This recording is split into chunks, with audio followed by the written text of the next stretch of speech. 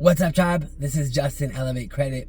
Today is day 269, the best practice to delete a bankruptcy. So, thank you guys for following this journey. We're talking about credit consulting, business funding, real estate investing, just taking that next step to achieve that next level. So, today we're talking about the best way to delete that bankruptcy from your consumer report, right? So, again, like this is a method, not the method. There's lots of different ways to do things. We at Elevate Credit like utilizing consumer law because it's the most powerful, and in my opinion, you can get the best results. So to delete a bankruptcy, what you have to understand is that the flow of information goes from once a bankruptcy occurs in the bankruptcy court, it appears on the PACER website. The PACER website's public information. And then a company called LexisNexis, which is a secondary consumer reporting agency, picks up that information from PACER, right? PACER sells it to them.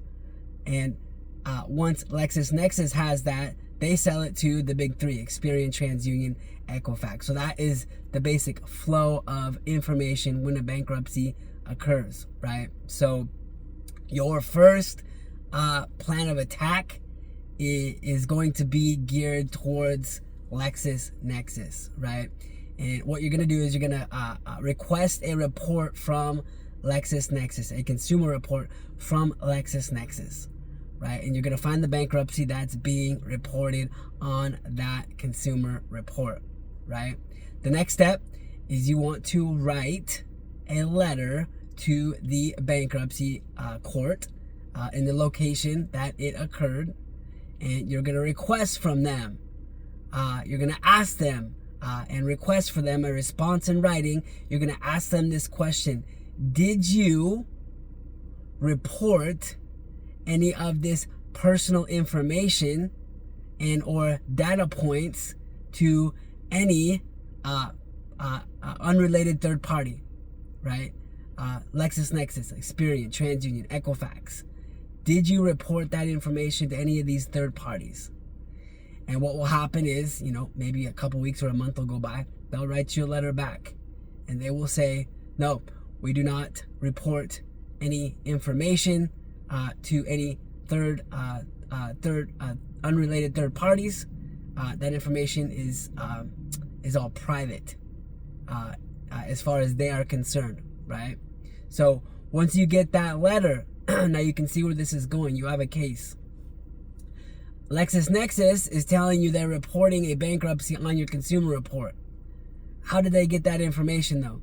Because the bankruptcy court just told you that they don't report that information to LexisNexis, right? So now you have information, private information, being reported to a third party consumer reporting agency, which you did not authorize, right? So if you write them a letter, you're going to tell them that 15 U.S.C. 1681 A2, it talks about permissible purposes, right? And these people are not, the furnishers are not allowed to furnish any information on your consumer report without your written authorization, right? So did you authorize LexisNexis to put that bankruptcy on your consumer report? No, of course you did not, right? So your second letter to LexisNexis is going to be to write them on grounds of permissible purposes. I did not authorize this information to be reported on my consumer report, right? And they may come back, they may delete it after the first round of letters. They may come back with some type of statement and say that it is verified.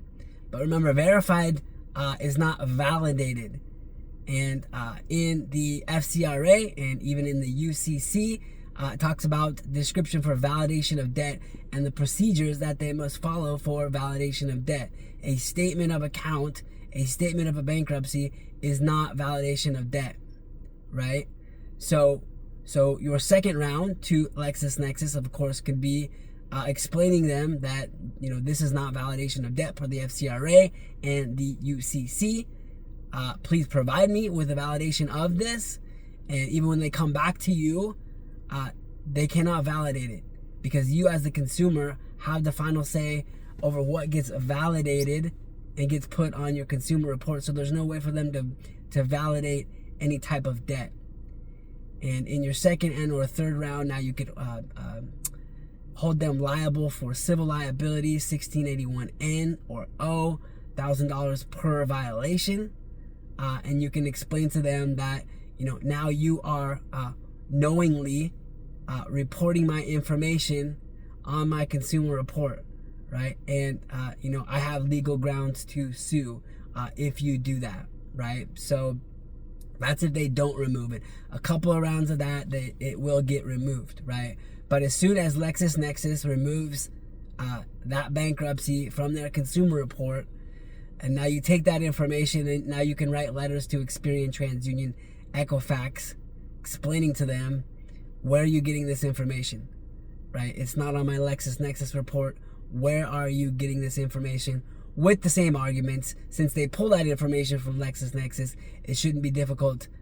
Once you get to that point, it should not be difficult to get that removed from your Experian, TransUnion, Equifax consumer reports. So that is the best way to remove a bankruptcy from your consumer report. So thank you for following. Remember to hit that like button, smash that subscribe button, leave a comment. It helps the algorithms. Check out the website if you're interested for a consultation. We have that. If you want DIY products, we have those as well. Of course, any type of education, we have courses and books. Invest in yourself, invest in your education. If you're interested in one-on-one mentorship, we can also do that as well. So last but not least, to my son, Josiah's son, you are blessed, you are anointed. Use credit responsibly, build business, invest in real estate to your success. Salud.